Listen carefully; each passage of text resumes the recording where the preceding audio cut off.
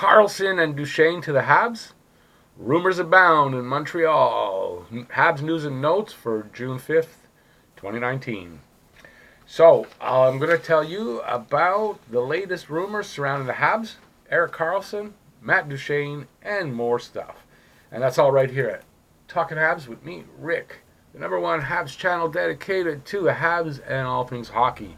And don't forget to like, subscribe, and ring that bell that's down there or up there, depending on what device you're watching on. And that'll notify you of all my videos as they come out. And leave any comments about this video or anything else in that comment section. I'll read them all. And let's get right into the video then. So yesterday was a good day for rumor and speculation here in Montreal especially, but I guess in the NHL world.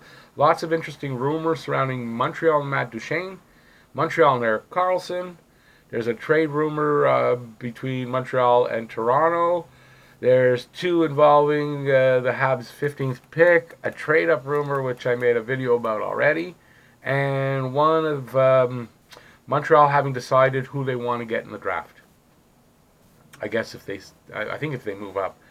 So in this video, I'll look at the Kulak signing briefly. It's actually more of an interview, just some stuff he said. Nothing major, really.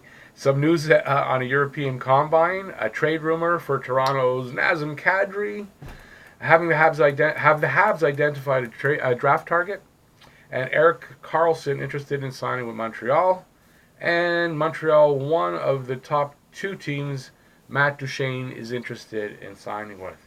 So first up, Brett Kulak. I heard an interview yesterday. It was with Kulak from May 27th. And I just wanted to repeat a few of the things he said about himself and playing here in Montreal. So he models himself and his game kind of after Chicago's Duncan Keith. Growing up, that's who he watched a lot and modeled himself after. He loves the atmosphere at the Bell Center and feeds off the incredible energy of Montreal's fans. That's us guys. Learned a lot from playing with Weber, Petrie, and Ben. He played with all of them at one point last season. All have different styles, he says, and abilities, and he learned from each of them. He wants to be a top 4 defenseman here in Montreal. He feels he can contribute more to the offense, and he was amazed by Carey Price's approach to practice and games. His intensity and work ethic were incredibly inspirational, he says. And he said it was a no-brainer to sign here when a deal was offered to him. He didn't say decent deal, but it was a no-brainer, he said. So the Canadiens will be continuing their program of a European combine that they started last year. Mats Naslund and Saku Koivu set everything up and helped the Canadiens scouts identify Alex Romanov, Jesse Ilonen, and Otto Leskinen as standouts at the last year's combine. Roman and Ilonen considered to be steals for the Habs at the draft last year. It's all part of Montreal's commitment to building up their prospect pool.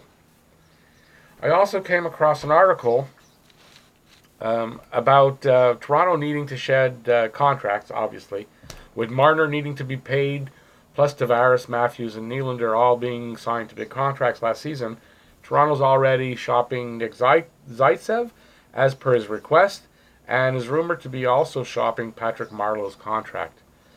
Apparently, outside of their top 6 of Matthews, Tavares, Marner, Riley, Nylander, and Anderson, GM Dubas is looking at all other offers.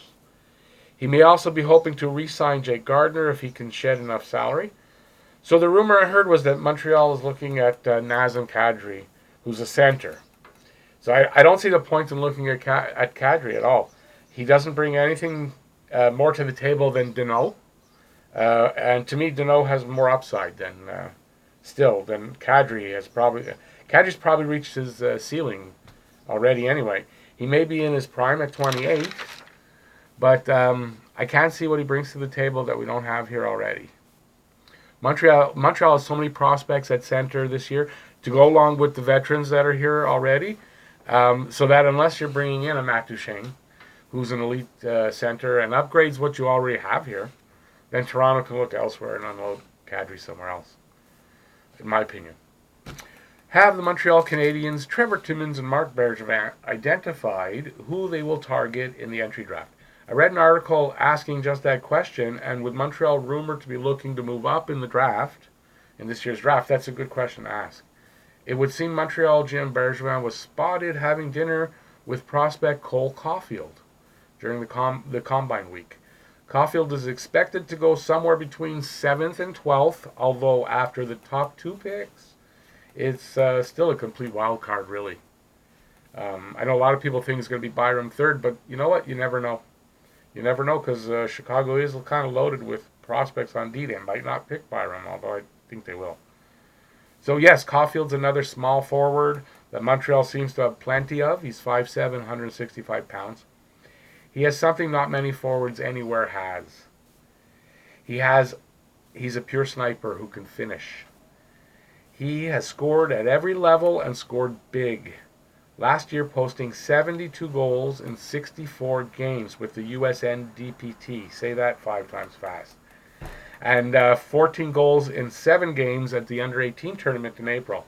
He's committed to playing NCAA hockey next season and would probably need another season or 2 before he's ready to make the jump.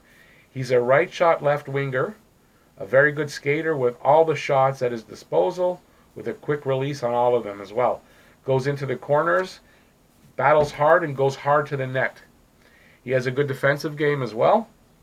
He could follow the same path as an Alex DeBrincat, who's also small but can score a ton.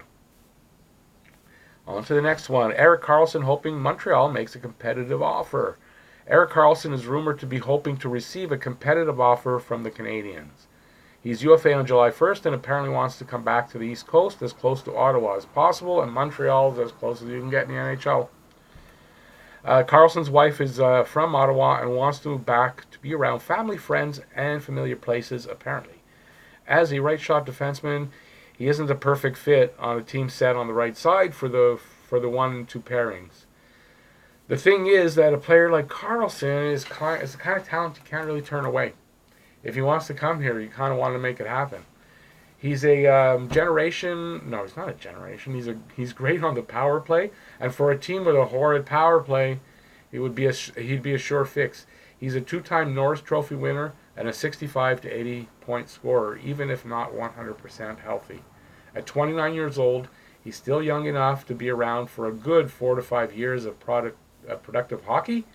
He had 45 points in 55 games this past season, and 16 points in 19 playoff games. Excuse me, my nose bothers me. Even though he was clearly not 100% healthy. So, how do you make room for him on the right side? You can't trade Weber, because I think that Weber's contract's untradeable. That leaves Petrie. With 2 years left at a $5.5 million cap hit, his contract is very tradable, I think. And they could maybe get that left-hand defenseman they need in return. As an example, I've been talking about the Flyers' Shane Gostisbehere for a while now, and I've had some proposals that maybe have been a bit of a stretch, I'll admit. But maybe with Petrie being offered, it's not such a crazy idea. So how about this idea? To Montreal, Gostisbehere and the 11th pick, and to the Flyers, Petrie, the 15th pick, and a 2nd or 5th round pick, depending on what you got to offer to swing the deal. We move up in the draft, get Gostisbehere, and have Weber and Karlsson, 1 and 2, on the right side. Plus, with Ghost and Karlsson, our power play will be just fine, in my opinion. So let me know what you guys think of this rumor and my trade proposal. I'm really interested to see what you guys think of that one. Now, on to the next one. Is Matt Duchene's preference is to join either Nashville or Montreal? NHL insider Elliot Friedman is reporting that Matt Duchene's top 2 choices right now for where he'd like to end up are Nashville and Montreal. He was a Habs fan growing up, and he might sign here for the right term and money. But should Montreal sign him? Key question. In my opinion, Montreal's biggest problem is the power play's lack of production, and I don't think bringing in a forward like that is the answer. I feel if they can generate more offense from the back end and find a true power play quarterback, they have the forwards here already that can deliver the rest. If they can bring in Erik Karlsson and move Petrie for the left-hand D they need, and the power play gets back to a respectable number, I don't think they need to make too many other changes to the lineup, other than bringing up one or two of the kids, Paling and Suzuki. Montreal's a young upcoming team with plenty of talent and potential. With the right moves to fix up the back end and the power play, this team shouldn't miss the playoffs by 2 points. Again. But make it in comfortably and challenge for the cup, as this playoff year has shown us that just have to get in and anything can happen. Just ask Tampa Bay. Ask the Lightning if they think anything can happen if you get into the playoffs.